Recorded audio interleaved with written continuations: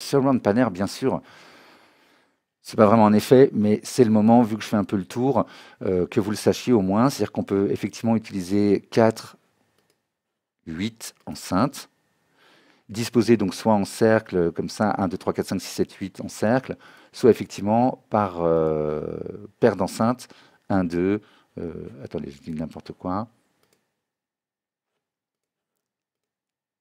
Enfin voilà, quand on prend les 4, ça change plus la vision des choses. Voilà, 1, 2 et 3, 4 en cercle.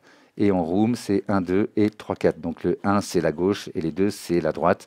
Alors que là, on est plutôt dans une configuration circulaire où on va avoir peut-être gauche, droite, gauche, droite. Vous voyez l'idée? Bon, je vous laisse aller voir ça. L'idée, c'est qu'effectivement, on choisit le nombre d'enceintes qu'on veut. Tiens, je vais prendre 8, c'est plus rigolo. On choisit ici donc les sorties physiques de la carte son. Sortie 1, 2 pour les enceintes 1, 2. Sortie 3, 4, c'est mieux. Hein. 5, 6, 7, 8, etc. Donc il nous faut effectivement 8 enceintes, 8 sorties de la carte son. Et on va pouvoir faire bouger nos sons grâce à ce bouton-là, ce paramètre que je chope avec ma souris. Parce qu'en fait, on peut donc le mettre dans l'axe ou pas dans l'axe. On peut le rapprocher comme ça. Donc on est d'accord que quand le son est dans le rond rouge, il est à son maximum. Et dès qu'il est plus dans le rond rouge, le volume baisse. Donc je pourrais avoir un focus beaucoup plus large, ce qui veut dire que là, il y a un peu de son dans ces deux enceintes. Ici, c'est à fond. Alors attendez, je vais remettre tout à zéro. Voilà, on va les mettre là. D'accord, j'ouvre un peu le focus. Donc ça veut dire que, tiens, je pourrais même... Alors ça ne marche plus quand il est à l'extrême, voilà.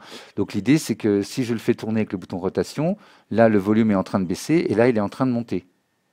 Donc ça fait ça très très bien, je l'ai utilisé, je peux vous dire que c'est vraiment très efficace. Et en fait, vous faites une enveloppe ici qui monte, donc elle part de 0, elle va jusqu'au maximum, donc ça va faire ça. Et en fait, ça fera ça à l'infini, vous allez avoir un mouvement très très fluide. Et si vous faites une enveloppe qui descend, ben, ça va faire un mouvement dans le sens inverse. Donc c'est vraiment très pratique à utiliser, ça permet de faire bouger des sons.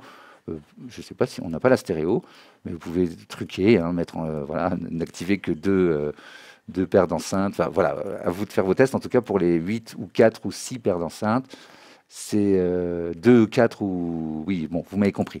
C'est vraiment très utile.